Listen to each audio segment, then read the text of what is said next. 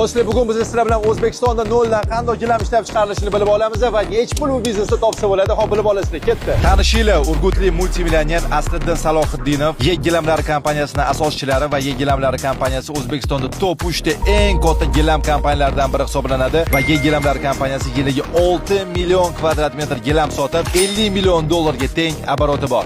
Asliddinning gilam biznesi bilan 30 yildan beri shug'ullanadilar va oxirgi 20 yil Samarqand bilan Urgutdagi zavodlarni rivojlantirib keladilar. Hozirda men O'zbekistonda qanday qilib noldan gilam ishlab chiqarishni qisqa valonda ko'rsatib beraman. To'liq loyihani Pulnews YouTube kanalida tomosha qilishingiz mumkin. Ishlab chiqarish polipropilen granulalardan boshlanadi. Granula maxsus uskunalarda ikki aylantirar ekan va bu uskunalar Germaniyadan olib kelingan ekan va har bitta bunaqa uskuna 5 million dollar turar ekan.